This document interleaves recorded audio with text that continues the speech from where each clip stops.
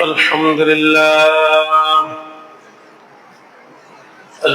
لله نحمده ونستعينه ونستغفره ونعوذ بالله من شرور أنفسنا ومن سيئات أعمالنا. من يهد الله فلا مضل له ومن يضلله فلا هادي له، ونشهد أن لا إله إلا الله وحده لا شريك له، ونشهد أن سيدنا وحبيبنا مولانا محمد صلى الله تعالى عليه وبارك وسلم، الذي أرسله بالحق بشيرا ونذيرا وداعيا إلى الله بإذنه وسراجا منيرا. فقد قال الله تعالى في شان حبيبه ومحبوبه آمرا ومخبرا: إن الله وملائكته يصلون على النبي يا أيها الذين آمنوا صلوا عليه وسلموا تسليما. صلى الله على سيدنا محمد وآله وأصحابه وسلم. صلى الله على سيدنا محمد وآله وأصحابه وسلم. اللهم صل على سيدنا مولانا محمد وعلى آل سيدنا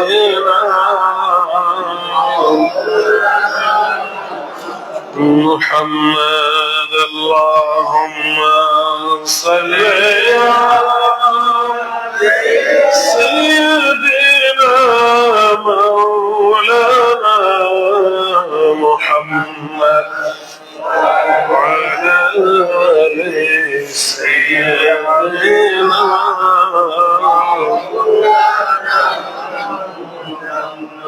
هب لنا ملكا كبيرا نجنا مما نخاف ربنا إذا أنت قاضٍ والمنادي جبرائيل. اللهم صل على مولانا محمد وعلى آل سيدنا مولانا محمد. بلغ العلا بكماله كشف الدجى بجماله عصمت جميع خصاله.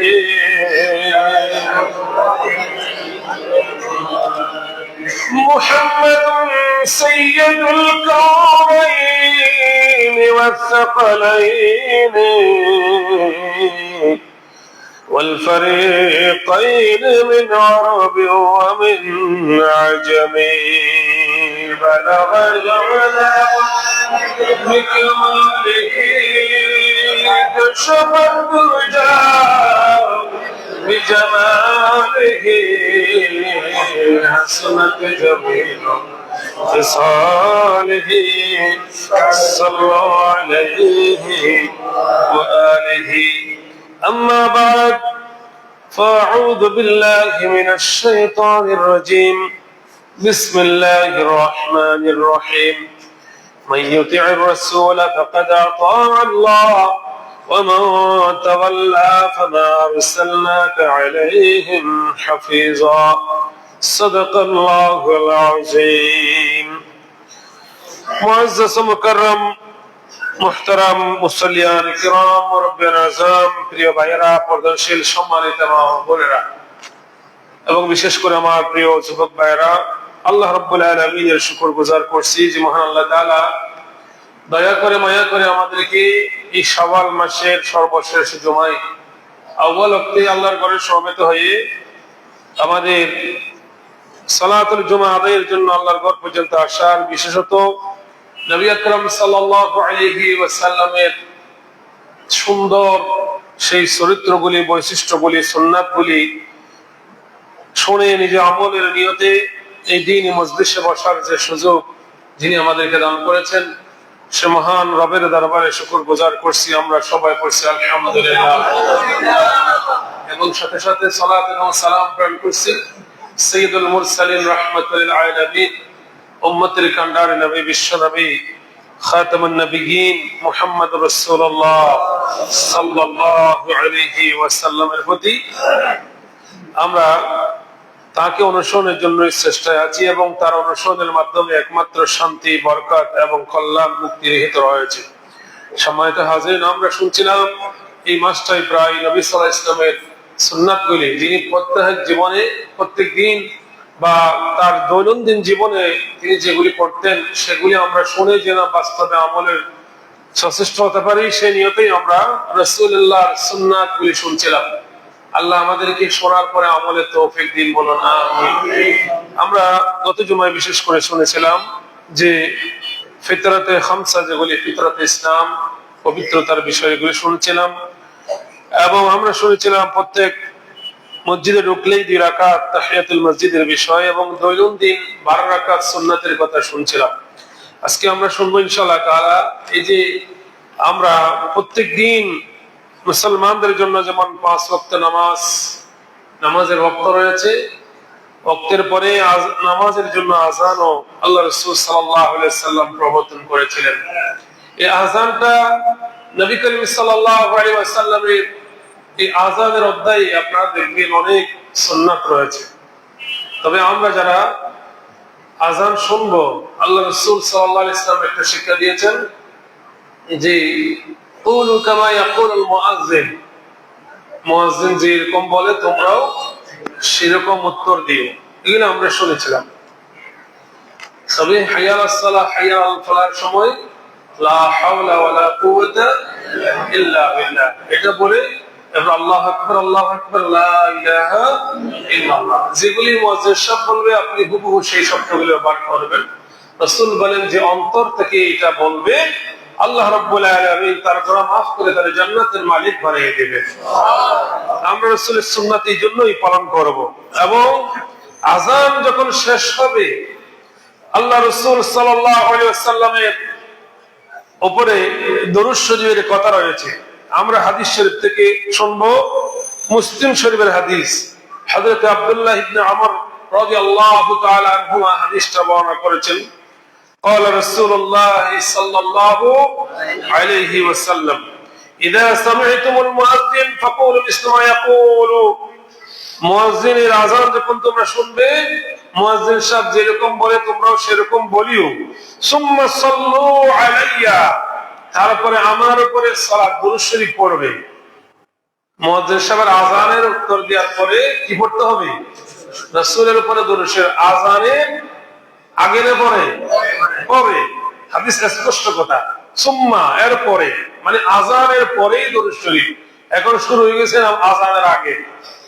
প্রত্যেকটা নিয়ম সুন্নতের ইবাদতের নিয়ম পদ্ধতি, এখানে কোনো সন্দেহ নেই। কোন রকমের নতুন সংযোজন বিয়োজন এরকম করার কোনো সুযোগ যদি কেউ করে এগুলি হলো যে বিদআ অথবা যেগুলো নিয়ে বিতর্ক সৃষ্টি হয়। সংযোজন বিয়োজন করতে গেলেই সমস্যায় পরিণত হয়। রাসূলুল্লাহ সাল্লাল্লাহু আলাইহি ওয়াসাল্লামের স্পষ্ট হাদিস, যখন তোমরা মুয়াজ্জিন সাহেবের আযান শুনে এগুলি উত্তর দিয়েই সুম্মা এরপরে সাল্লু আলাইয়া আমার উপরে দরুদ শরীফ পড়িও فإنه من صلى علي صلاة صلى الله عليه بها شرا কারণ যে ব্যক্তি আমার উপরে একবার দরুদ শরীফ পড়বে আল্লাহ রাব্বুল আলামিন ওই বান্দা বান্দির উপরে 10টি রহমত নাযিল করে দিবে। 10 বার আল্লাহ সালাত বর্ষণ রহমত মাগফিরাত নাযিল করবে। এবং আরেকটা গুরুত্বপূর্ণ কথা বলেছেন, যেটার জন্য আল্লাহর নবী সাল্লাল্লাহু আলাইহি সাল্লাম আশান্বিত ছিলেন এবং তিনি হকদার ছিলেন হবেন।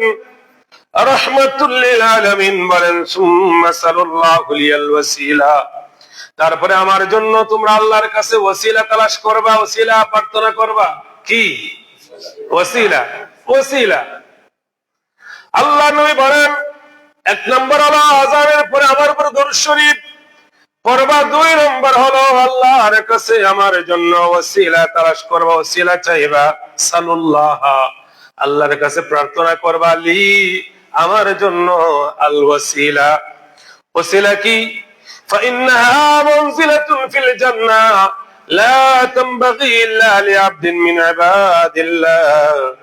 ওয়াসিলা হলো এমন একটা সম্মানজনক বিশাল মর্যাদার অধিকার একটা আসন, এমন মহান মর্যাদাপূর্ণ একটা অবস্থান আসন, যেটা আল্লাহর যত বান্দা রয়েছে সকল বান্দাদের মধ্যে কেবল মাত্র একজন বান্দাকে দেয়া হবে। আল্লাহু আকবার। আদম সফিউল্লাহ থেকে কিয়ামত পর্যন্ত যত বান্দা আল্লাহ দুনিয়াতে পাঠাবেন, যত পয়গম্বর, যত নবী রাসূল, যত সাহাবী, যত বান্দা আল্লাহ রাব্বুল আলামিন দুনিয়াতে পাঠাইছেন, সমস্ত বান্দাদের মধ্যে কেবল একজন বান্দার জন্য, একজন আল্লাহর বান্দার জন্য আল্লাহ রাব্বুল আলামিন ওই সম্মানজনক আসনটা তৈরি করেছেন। ও আরজু আন আকুনা হুয়া, নবীজি বলেন আমি আশা করি আমি ওই আল্লাহর একজন বান্দা হিসাবে ওই মঞ্জিলটা পাওয়ার আশা রাখি। সুবহানাল্লাহ। এটা হলো ওয়াসিলা। এটা কি? ওয়াসিলা। ফামান সাআলা লিয়াল ওয়াসিলা, নবীজি এর পরে বলেন যে ব্যক্তি আমার জন্য ওয়াসিলা চাইবে, আল্লাহর কাছে ওয়াসিলা প্রার্থনা করবে, হাল্লাত লাহু শাফাআ, আমি রাসূল তার জন্য সুপারিশ করা আবশ্যক করে নেব। তার জন্য কিয়ামতের ময়দানে সুপারিশ করবই করব। তাহলে আযানের পর আল্লাহর কাছে রাসূলের জন্য কি চাইবো? ওয়াসিলা চাইবো। এটা কেমন করে রাসূল শিক্ষা দিয়েছেন? শিখাই দিয়েছেন তিনি হযরতে, এখন আমরা দরুদ শরীফের ব্যাপারে যে কোনো দরুদ সাল্লাল্লাহু আলাইহি সাল্লাম বলতে পারেন, দরুদ ইব্রাহিমিয়ার কথা এখানে উলামা ইকরাম বলেন, দরুদ শরীফ যেটা যে কোনো দরুদ শরীফ আল্লাহ রাসূলের উপর পড়বেন। তারপরে আযানের পরে হযরত জাবির ইবনে আব্দুল্লাহ রাদিয়াল্লাহু তাআলা হাদিস বর্ণনা করেন, قال رسول الله صلى الله عليه وسلم من قال حين يسمع النداء, তোমাদের মধ্যে যে কেউ যখন আযান শুনতে পাবে, আযান শোনার পরে যে ব্যক্তি বলবে আল্লাহুম্মা রাব্ব হাযিহিদ দাওয়াতিত তাম্মা ওয়াস সালাতিল কাইমা আতি মুহাম্মাদানিল ওয়াসিলা, আতি মুহাম্মাদানিল ওয়াসিলাতা ওয়াল ফাদিলা وابعث مقاما محمودا الذي وعدته حلت له الشفاعة يوم القيامة। আল্লাহ রাসূল বলেন যে এই দোয়াটা পড়বে, আযানের দোয়া আমরা যাকে বলি, এখানে বলেছে আতে মুহাম্মাদানিল ওয়াসিলা ওয়াল ফাদিলা, আল্লাহ মুহাম্মদ সাল্লাল্লাহু আলাইহি ওয়াসাল্লামকে ওয়াসিলা এবং ফজিলা, ওয়াসিলা মনজিল আলিয়া ওয়াল ফাদিলা সম্মানজনক অবস্থান আপনি দান করুন। এইরকম যে দোয়াটা করবে আযানের পরে, এই দোয়াটা যে পড়বে, নবীজি বলেন আমি তার জন্য কিয়ামতের ময়দানে সুপারিশ করব। তার জন্য সুপারিশ আবশ্যক হয়ে যাবে। আমরা আযানের দোয়া জানি তো সবাই ইনশাআল্লাহ, শিখতে হবে, না জানলে শিখে নেবেন। এটা একটুকুই, এটা সেই হাদিসের মধ্যে একটু। এরপরে কেউ অনেকে আছে অবাসন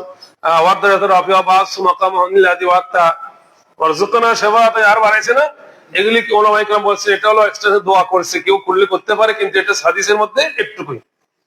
সম্মানিত ভাইরা, তাহলে আমরা আজানের উত্তর দেব, এরপর দরুদ শরীফ পড়বো, তারপরে কি আজানের দোয়া পড়বো, নবীজির শিক্ষা, এগুলি সুন্নাত।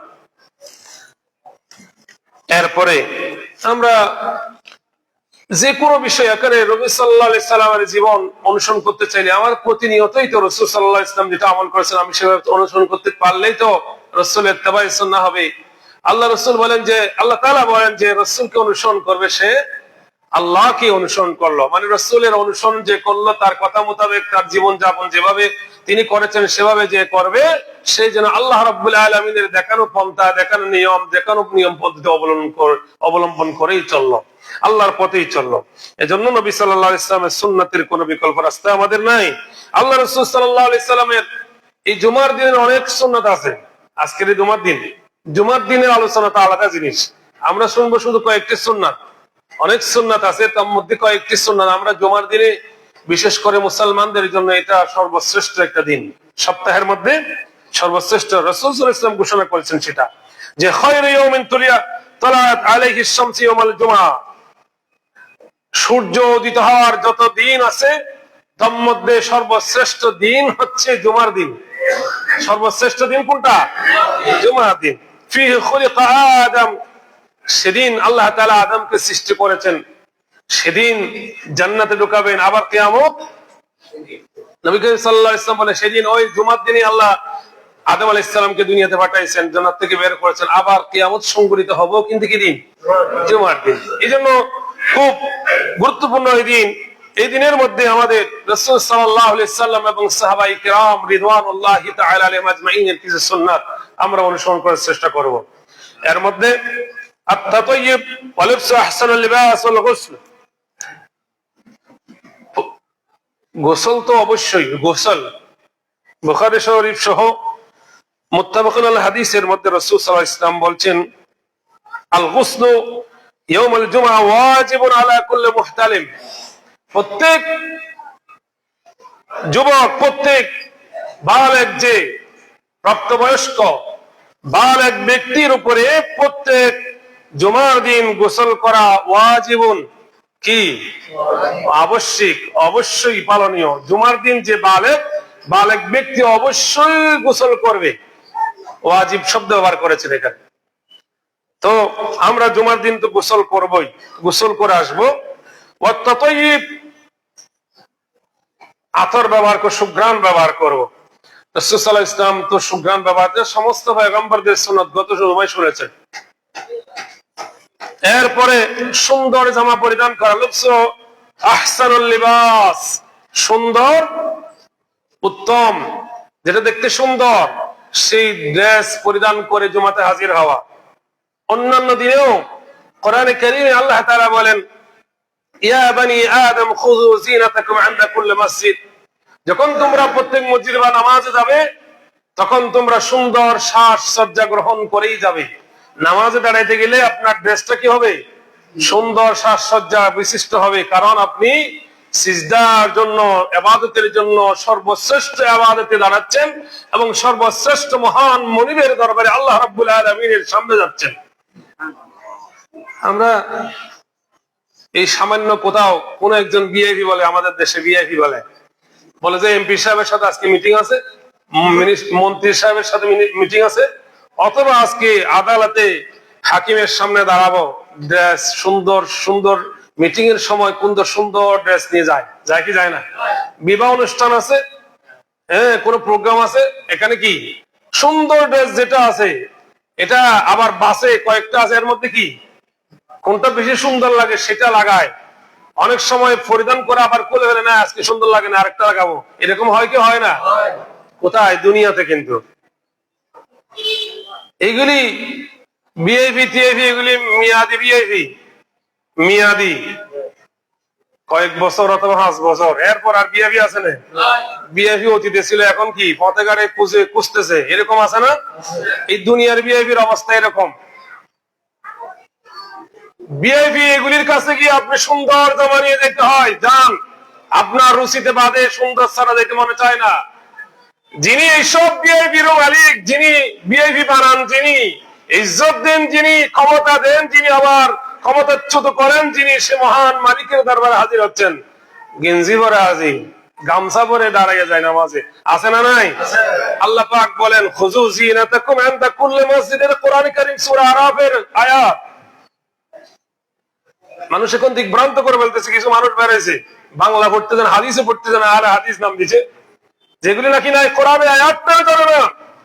এই জন্য বিশেষ করে জুমার দিন তো মুসলমানদের ঈদের দিনের মতো সুন্দর জামা পরিধান করবে এবং উত্তম জামা পরিধান করবে, এবং মিলন মেলা, মুসলমানদের এই বিশাল মিলন মেলা, এখানে আপনি পুরান ভাড়া দুর্গন্ধ ময়লাযুক্ত কাপড় নিয়ে, এটা সুন্নতের খেলাফ। এটা কি সুন্নতের খেলাফ? হ্যাঁ, আপনার না থাকলে এটা ভিন্ন কথা, যেটা আছে এটা নিয়ে আসবেন। এরকম পরিস্থিতি আমাদের না। সাহাবায়ে কিরাম রাদিয়াল্লাহু তাআলা আনহুম, রিদওয়ানুল্লাহ তাআলা আনহুম, অনেকেই ছিলেন যে নিচের কাপড়টা ছিল শুধু একটা, উপরেরটা নাই, এরকম অনেক ছিল। আল্লাহু আকবার। অথচ তাদের কলবের ভিতরে ঈমান যেটা ছিল, আল্লাহর প্রতি তাদের ভক্তি, আল্লাহর প্রতি যে আবেগ, যে অবুদিয়তের গোলামিত্বের যে একটা নিদর্শন গুণ ছিল তাদের ভিতরে, তাদের এই একজন এক কাপড় বিশিষ্ট একজন সাহাবী তো নয়, সাহাবী লিখেছেন এরকম ব্যক্তিকে যদি এক পাল্লায় দেওয়া হয়, আমাদের এই বর্তমান বিশ্বের সব মুসলমানদেরকে এক পাল্লায় দিলে খোদার কসম তাদের ঈমানের মতো সমতুল্য হবে না। ঠিক না ঠিক ভাই? ঈমান বড় কথা। আমার ভাইয়েরা, আমরা তাহলে জুমার দিন রাসূলুল্লাহ সাল্লাল্লাহু আলাইহি ওয়াসাল্লাম সহ সাহাবায়ে কেরাম, ইসলামের শিক্ষা হলো সুন্দর জামাটা আমরা কি করব? জুমাতে পরিধান করব ইনশাআল্লাহ। সম্মানিত ভাইয়েরা, আরেকটা যেটা খুব গুরুত্বপূর্ণ, আত-তাবকির ইলা হুজুরিহা, যে খুব তাড়াতাড়ি প্রাথমিক একেবারে প্রত্যক্ষ মানে প্রথম ওয়াক্তে, আউয়াল ওয়াক্তে মসজিদে হাজির হওয়া, আউয়াল ওয়াক্তে মসজিদে জুমার দিন। কারণ কি জানেন? জানেন তো, ভুলে যাই আর কি, আমরা জানি, এই হাদিস সবাই শুনেছি। আল্লাহ রাসূল সাল্লাল্লাহু আলাইহি ওয়াসাল্লাম বলছেন, এটা জুমার দিন, এই জুমার দিনে قال رسول الله صلى الله عليه وسلم إذا كان يوم الجمعة كان على كل باب من أبواب المسجد ملائكة يكتبون الأول فالأول। যখন জুমার দিন হয়, জুমার দিন মসজিদের যত দরজা রয়েছে প্রত্যেক মসজিদের গেটে আল্লাহ রাব্বুল আলামিনের অসংখ্য ফেরেশতা নিয়োজিত করা হয়। আল্লাহু আকবার। আমরা চোখে দেখি না, অথচ আল্লাহ রাসূল সাল্লাল্লাহু আলাইহি সাল্লাম বলেছেন, বিশ্বাস আছে না নাই? যদি বিশ্বাস না থাকে, অবিশ্বাসী। বিশ্বাসী মানে ঈমানদার, অবিশ্বাসী মানে কি? বেঈমান। আমরা তো না দেখে বিশ্বাস করি, আল্লাহর না দেখে বিশ্বাস করি। ইউমিনুনা আল্লাযীনা ইউমিনুনা বিল গায়বি, গায়ব মানে না দেখে, অদৃশ্যকে বিশ্বাস করি। আল্লাহ রাসূলের এই কথা শতভাগ সত্য যে আল্লাহ রাব্বুল আলামিন জুমার দিন মসজিদের প্রত্যেক গেটের মধ্যে অসংখ্য ফেরেশতা মোতায়েন করে দেন। ইয়াকতুবুনা আউয়াল ফাল আউয়াল, ওনাদের দায়িত্ব হলো তারা প্রথম কে আসে তারপরে কে আসে, একজনের পর একজনের নাম লিস্ট করে নেন। সুবহানাল্লাহ। প্রথম যে আছে ফার্স্ট ক্লাস, হাদিসটা জানেন না? প্রথম আসলে উট কুরবানি করলে সব, দ্বিতীয়বার পর্যায়ে কি গরু, তৃতীয় পর্যায়ে ছাগল। হাদিসে মনে আছে না ভাই? এটা উট কুরবানির সওয়াব পেতে হলে ওই যে একামত চলে দৌড় মারলে এই সময় পাওয়া যাবে? এজন্য সুন্নাহ হলো, সাহাবীদের আমল হলো, রাসূলের শিক্ষা হলো যে প্রত্যুষে তুমি যত তাড়াতাড়ি আউয়াল ওয়াক্তে চলে আসো, আউয়াল ওয়াক্তে চেষ্টা করবো ইনশাআল্লাহ। কারণ একটা উট কুরবানি করার সামর্থ্য কিন্তু আমাদের সবার নাই, আছে নাকি? সামর্থ্য আছে, এখানে কুটিপতিও আছে, কিন্তু একটা উট এখানে বাজারে পাওয়া যাবে সহজে? তাহলে এটা অসমর্থের ভিতরে, এটা সামর্থ্যের বাইরে। কিন্তু আল্লাহ রাসূল বলেন, তুমি যদি আউয়াল ওয়াক্তে জুমার দিন হাজির হতে পারো, এই আল্লাহ রাস্তায় একটা উট কুরবানির সওয়াব আল্লাহ তোমার আমলনামায় দিয়ে দিবে। সুবহানাল্লাহ। তাহলে আমরা প্রথম পর্যায়ে এসে যাব। এরপরে মসজিদে ঢুকি তাহিয়াতুল মসজিদ, এটা তো মনে আছে, এটা তো জানেন। কারণ এখানে আরেক হাদিসের বাকি অংশ একটা আছে, মুসলিম শরীফের হাদিস, ফাইদা জালাসাল ইমাম তাওসুফ ওয়া জাউ ইসতামিউনা যিকরে, যখন ইমাম সাহেব যখন খুতবা দেওয়ার জন্য দাঁড়িয়ে যান আসেন, তখন ইমাম সাহেব যখন মিম্বারে বসেন তখন ওই আল্লাহর ফেরেশতাদের ডিউটি স্টপ, তাদের রেজিস্টার বন্ধ করে দেওয়া হয়, খাতাপত্র কি বন্ধ। তারাও কি করে, রাসূল তাও বলেন ইস্তামিউনা যিকরে, তারা জিকির মানে কি খুতবা শুনতে থাকেন।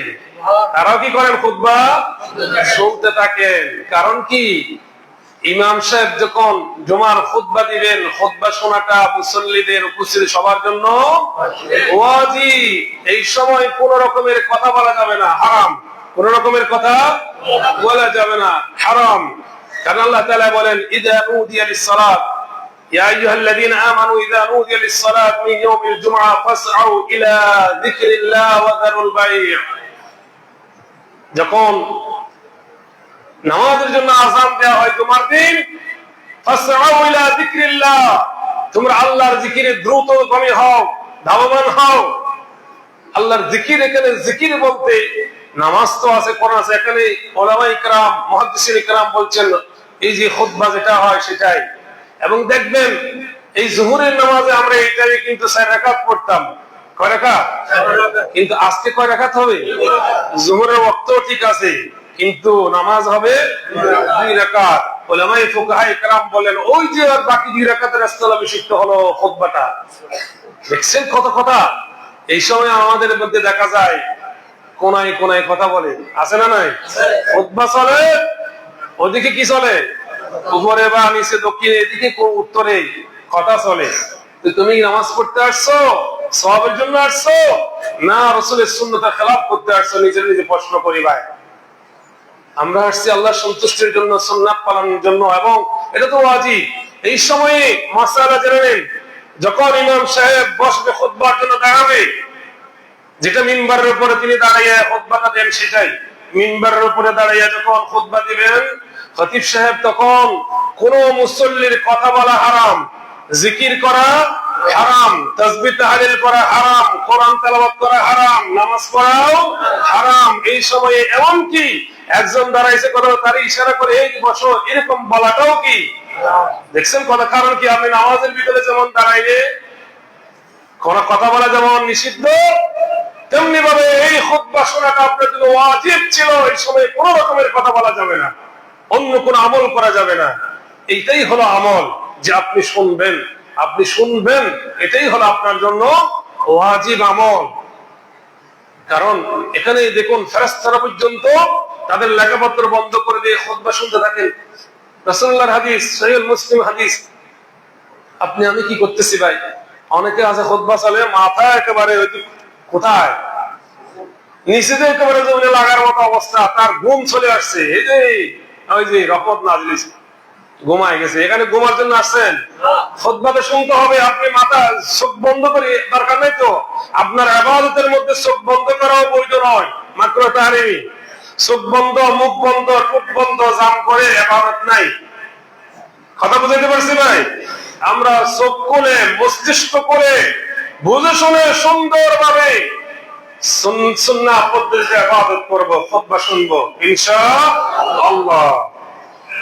ভাইরে, যেগুলি বলছি এগুলি আমার আপনার কল্যাণের জন্য। আমি না বললে গুনাহগার হব, আপনারা না শুনলে গুনাহগার হবেন। যদি আমি বলি সওয়াব পাবো, আপনারা শুনলেও কি পাবেন? সওয়াব পাবো। এখন আপনারাই বেছে নেবেন আমার ভাইরা। তারপরে আছে জুমার দিনে তাহিয়াতুল মসজিদ, তো এটা ঢুকাই আপনি পড়বেন।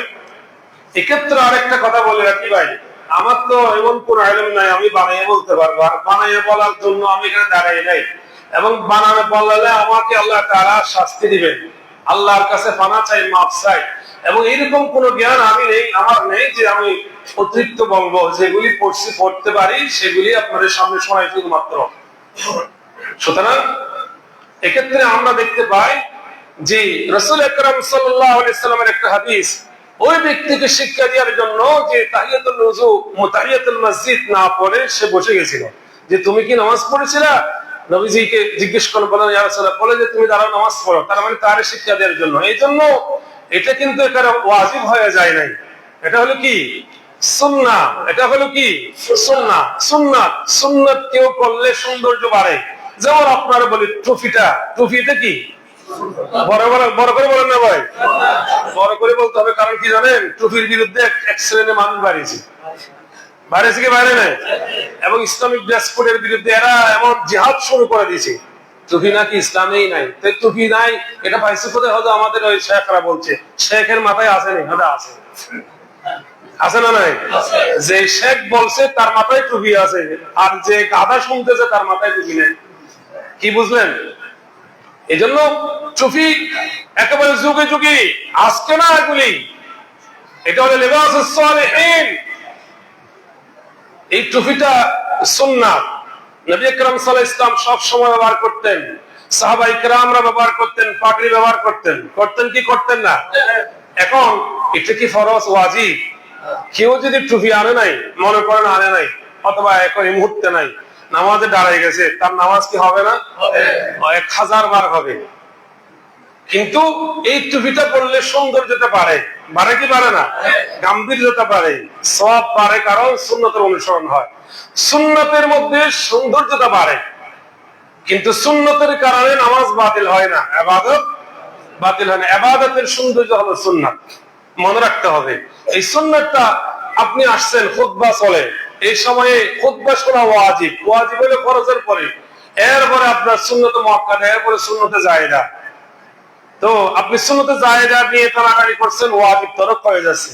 আমার উচিত হবে এই সময় নয়, বরং কি আপনি আগে আসে, অথবা এই সময়ের আগে দিকে আসেন। আপনি মনে করেন এখন আলোচনা শোনে, আলোচনা করতেছেন, আপনি এখানে আছে 2 রাকাত দাঁড়িয়ে গেলেন, ওজন নবীজির সুন্নাত সহিহ হাদিস পালন করতেছি।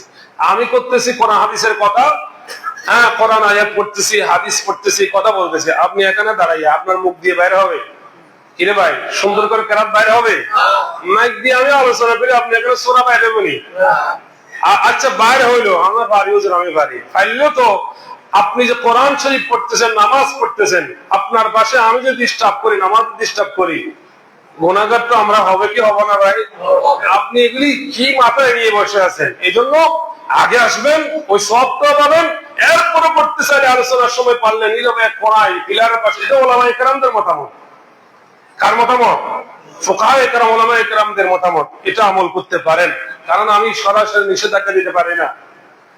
আমার ভাইরা, আরেকটা জুমার দিনে আরেকটা ইবাদত সুন্নাত হলো, নবী আকরাম সাল্লাল্লাহু আলাইহি সাল্লাম সূরাতুল কাহফ পড়ার পরামর্শ দিয়েছেন, নির্দেশ দিয়েছেন যে তোমরা সূরাতুল কাহফ পড়ো। কাহফ, সূরাতুল কাহফ সূরা বনী ইসরাঈলের পরে 15 পারার পরে 16 পারা থেকে দেখবেন আপনারা সূরাতুল কাহফ। এটা পড়লে নবী আকরাম সাল্লাল্লাহু আলাইহি সাল্লাম বললেন যে জুমার দিনে সূরাতুল কাহফ পড়বে, এই জুমা থেকে আগামী জুমা পর্যন্ত তার জন্য একটা আদালাহু নূর মিনান নূর, তার জন্য নূর আলোকিত করে দেয়া হবে। সুবহানাল্লাহ, আলোকিত করে দেয়া হবে, এই সপ্তাহটা পুরো আলোকিত হয়ে যাবে। সুন্নাহ আরেকটা হলো রাসূল সাল্লাল্লাহু আলাইহি ওয়াসাল্লামের উপরে বেশি বেশি দরুদ শরীফ পড়া। এটা সব সময় কিন্তু জুমার দিন বেশি বেশি রাসূলের উপর কি করা?